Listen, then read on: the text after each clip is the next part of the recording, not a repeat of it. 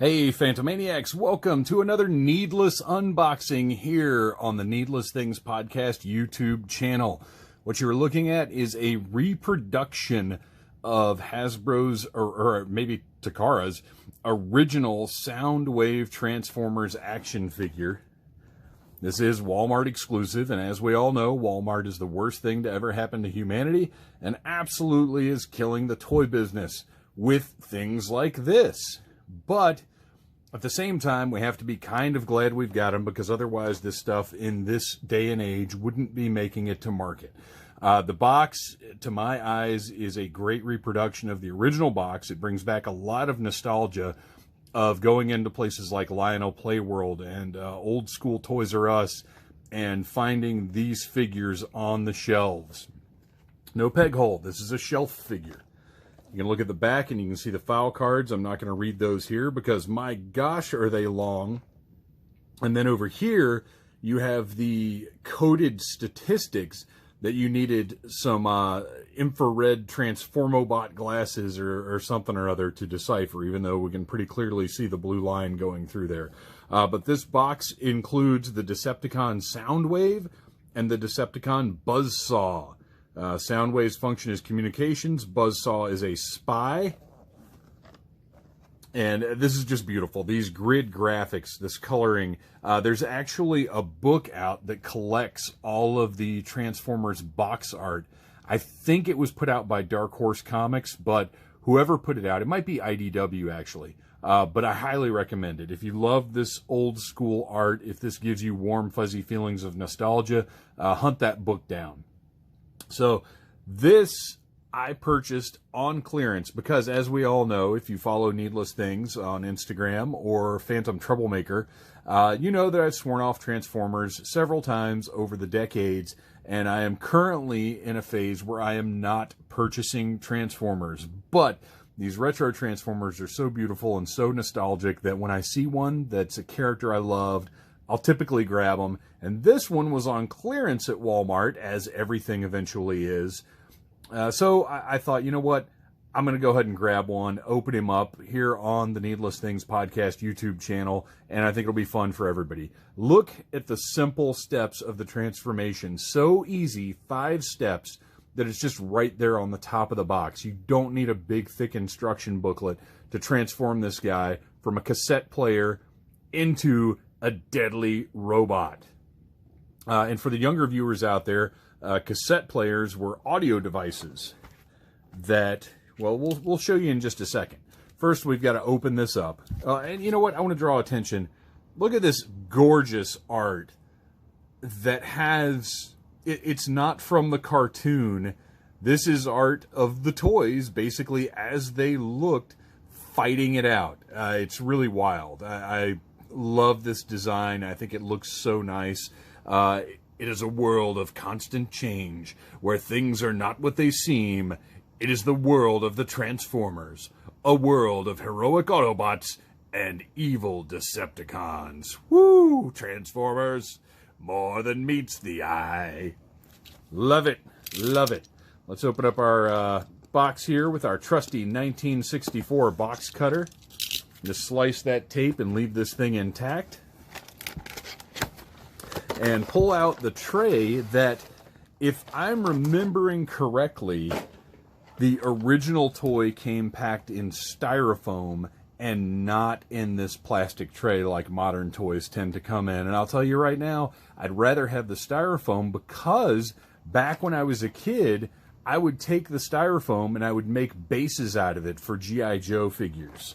And other Star Wars as well, just any of those 3 3/4 inch. Like, imagine if this was white styrofoam.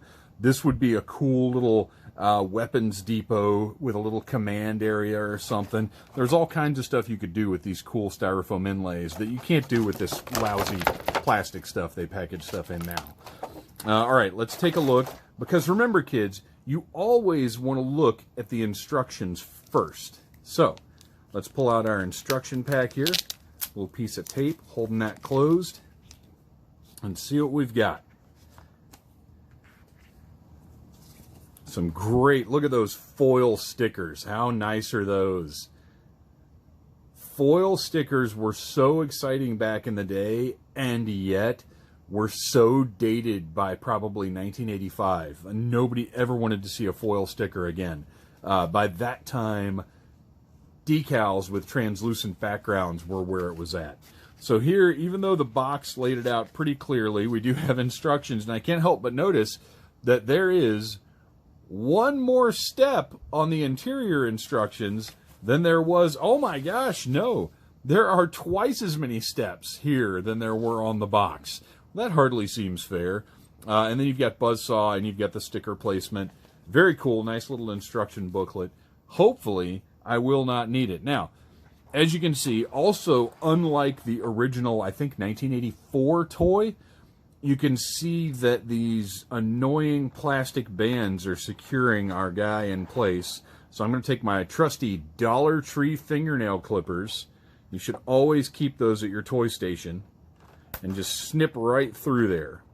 Easiest way to deal with these annoying little pieces of plastic. We're going to grab our cassette player and pull him right out of there. Look at that. Look at what a great, compact, square, blocky, just fun thing that is. All right, and now speaking of compact, square, and blocky, his little friend here, that is a cassette tape that bands would release their albums on things like this. Now, they were larger than this, and those little reels there had the music, and you put it, well, I'll show you in just a minute. Let's get the rest of his stuff out of here. We've got a couple of blaster cannons or jets or whatever they are for Buzzsaw. Got a couple of rocket launchers for Soundwave. And then look at these just badass vac metal missiles. How cool are these? Just what a great design, but that vac metal, there's just nothing like that toy-wise. And again, this was the hot stuff. Well, cameras don't like vac metal. This was the hot stuff in the late 70s, early 80s. But again, by 1985 or so, I think we'd had enough of vac metal, and it seemed very dated.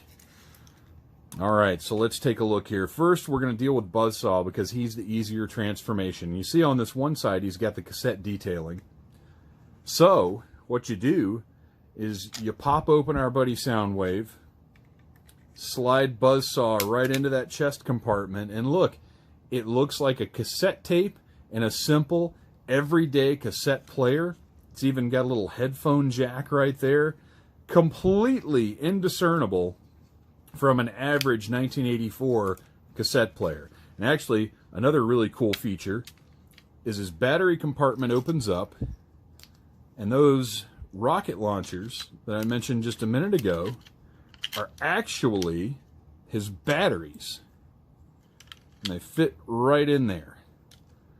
Coming pretty close to making this guy self-contained. I love it when toys have storage for all their accessories. Now, obviously, Buzzsaw's rockets here and these extra missiles, there's nowhere to put them, but it's still great that at least the weaponry can fit back in there. So let's press the eject, as the great Peter Murphy would say. Press the eject and give me the tape. And we're going to transform this cassette tape, this completely normal cassette tape, into a weapon of destruction, a bird of prey, the diabolical spy, Buzzsaw. Look at that. And we take these little cannons and pop those into the holes on his back. And we have this really cool, I think condor was the description, the form that it supposedly took. But this great condor, you can take the wings and put him in like a perched pose there. That head is nicely articulated, so you can have sort of a dive thing going on, or you can have him just standing up. Just very, very cool, simple, but awesome toy. All right, now let's set him over here. And let's see if I can remember how to transform Soundwave. First of all, let's remember that those blasters or rocket launchers or whatever are in his back. I'm going to slide that right back in.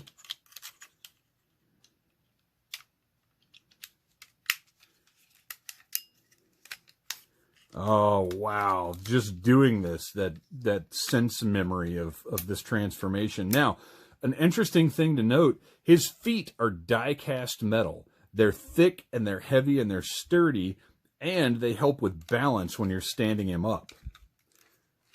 Bring those arms out. Pop those fists out. I feel like this one transforms a little more smoothly than the one I had when I was a kid. I never, this was not a purchase for me. This is not something that my mom got or I got for Christmas or anything like that.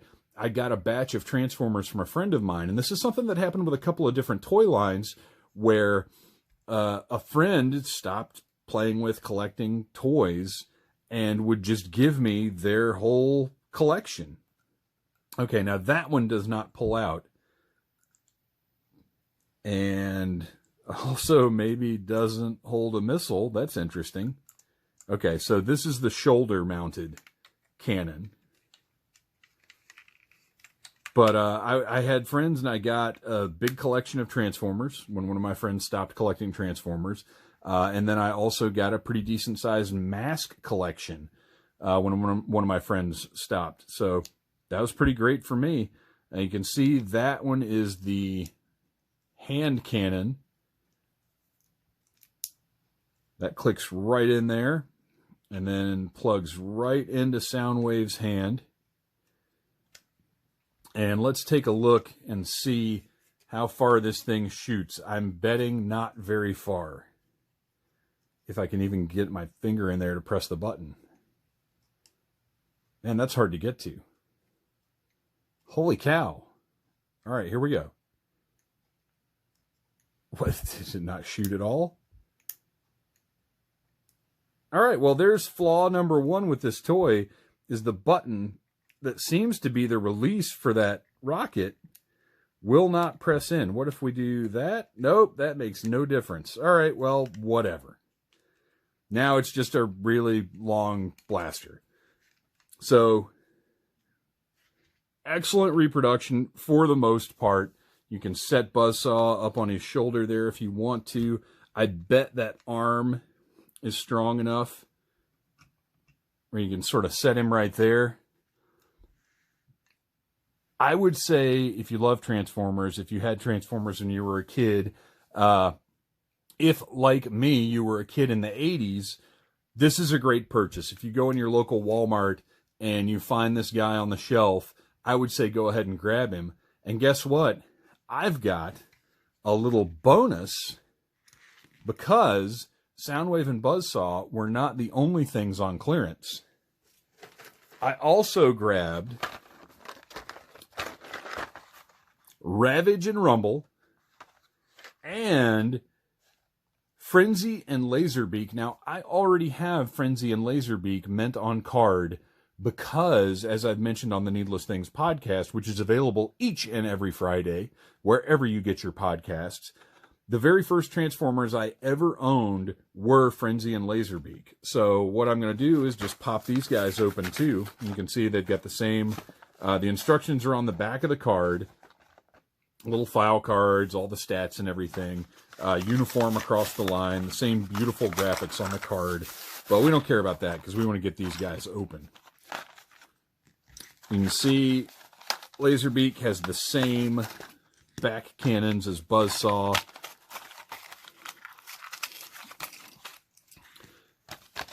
Frenzy has his own different kind of cannons. Oh my gosh, look at these guys. Now, I spent an entire summer at my grandparents' playing with just these two robots. I had other toys there because my grandparents were big yard sailors.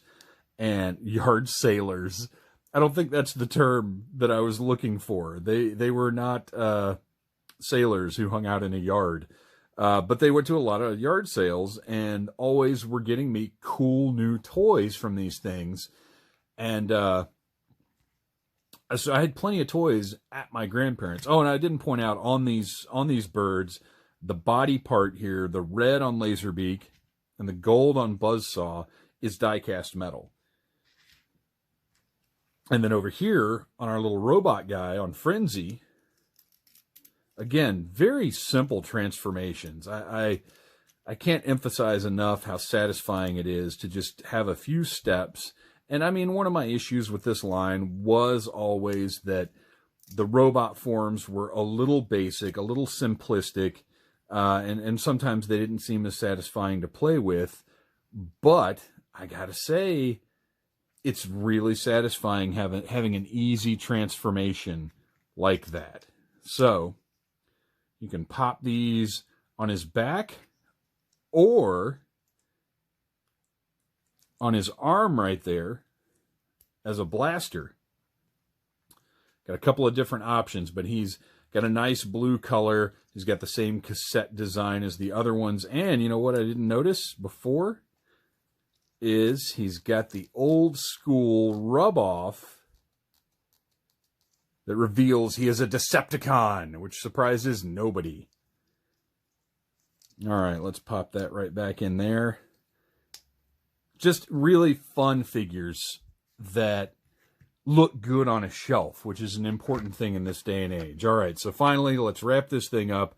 Let's get Ravage and Rumble out of there. Now, somehow when I was a kid, I never had Rumble, but I had Ravage. I don't know why, I don't know how that happened, but that was the situation. Now you'll notice Rumble, who really kind of had a bigger presence on the cartoon, and is, if you look, also a Decepticon. Rumble was the one that had the pistons in his arms on the cartoon. But I feel like maybe they messed their names up on the toys, because I'm thinking in the cartoon Rumble was blue. Uh-oh, we just lost a decal there. Speaking of decals, yeah, I don't know where that even goes. Let's see. Let's take a quick look. See if we can figure that one out. Was it extra somewhere? Because I don't see a missing... Weird. I have no idea where that goes. We'll just set it to the side here with Soundwave's decals that I'm apparently not going to use. Oh, now I can't get it off my finger. Part of the fun of 80s toys, ladies and gentlemen. So, he has different...